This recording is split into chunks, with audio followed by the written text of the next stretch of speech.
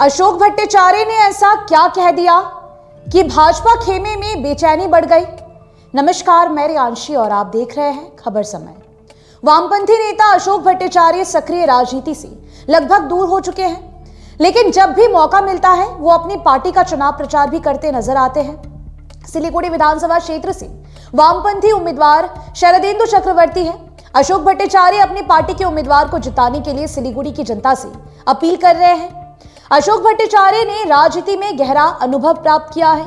उन्होंने एक लंबे अरसे तक वामपंथी राजनीति की। सिलीगुड़ी नगर निगम के मेयर के रूप में भी लोग उन्हें जानते हैं। अब उम्र दराज होने के चलते वे सक्रिय राजनीति से दूर हो चुके हैं, पर आज भी अशोक भट्टाचार्य को सिलीगुड़ी के लोग सुनते हैं। अशोक भट्टाचार्य एक ऐसी शख्सियत है जिन्हें तृणमूल कांग्रेस से लेकर भाजपा और कांग्रेस के नेता भी उतना ही सम्मान देते हैं जितना कि खुद वामपंथी नेता और कार्यकर्ता। सिलीगुड़ी विधानसभा क्षेत्र से कांग्रेस ने भी अपना उम्मीदवार मैदान में उतारा है। इसके अलावा तृणमूल कांग्रेस के उम्मीदवार गौतम देव और भारतीय जनता पार्टी के उम्मीदवार शंकर घोष चुनावी मैदान में है। शंकर घोष सिलीगुड़ी के विधायक भी है। इस तरह से सभी राजनीतिक दलों के उम्मीदवार चुनावी मैदान में हैं।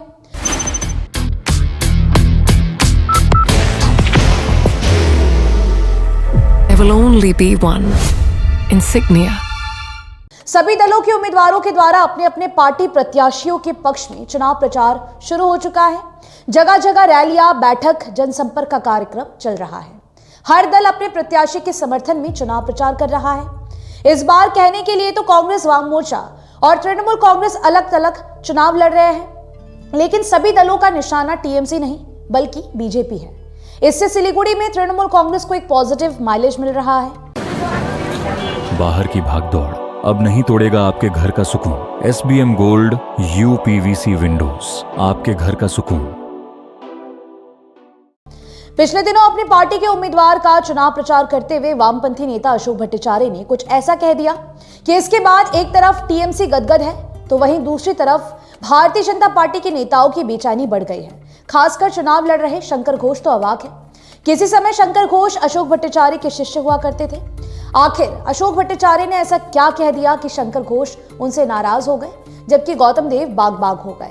शरदेंदु चक्रवर्ती के समर्थन में प्रचार करने उतरे अशोक भट्टाचार्य ने एक बड़ा बयान दिया जिसकी राजनीतिक दलों में चर्चा हो रही है। हालांकि अशोक भट्टाचार्य का बयान कोई नया नहीं है। वे पहले से ही भारतीय जनता पार्टी के विरोध में इस तरह के बयान देते रहे हैं, पर लोगों को आश्चर्य इसीलिए हो रहा है कि इस समय उन्हें टीएमसी पर हमलावर होना चाहिए, जबकि अशोक भट्टाचार्य ने भाजपा पर ही निशाना साध दिया और टीएमसी को कुछ नहीं कहा।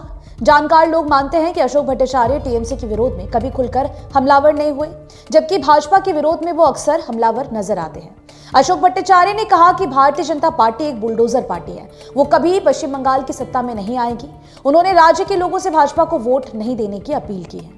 भारतीय जनता पार्टी के राजनीतिक विश्लेषक इस घटना को भाजपा को हराने के लिए टीएमसी, वाम मोर्चा और कांग्रेस की संयुक्त रणनीति मानते हैं। उनके अनुसार हिंदू वोटों में बिखराव करने के लिए रणनीति बनाई गई है ताकि टीएमसी को इसका लाभ मिले। भाजपा और राजनीतिक आलोचकों के मत अलग अलग हो सकते हैं, पर इस घटना से टीएमसी के उम्मीदवार गौतम देव काफी खुश नजर आए।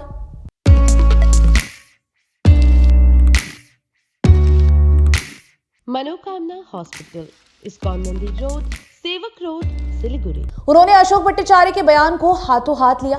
गौतम देव ने कहा कि अशोक बाबू एक प्रबुद्ध और वरिष्ठ व्यक्ति हैं, वो उनका सम्मान करते हैं। अगर वो इस तरह की बात कहते हैं तो इसका जरूर कोई ना कोई अर्थ है, इसे हल्के से नहीं लिया जा सकता। भाजपा के विधायक और सिलीगुड़ी से चुनाव लड़ रहे शंकर घोष ने अशोक भट्टाचार्य के खिलाफ कुछ कहा तो नहीं है, परंतु सिर्फ इतना जरूर कहा है कि मार्क्सवादी कम्युनिस्ट पार्टी पूरे राज्य में शून्य हो चुकी है।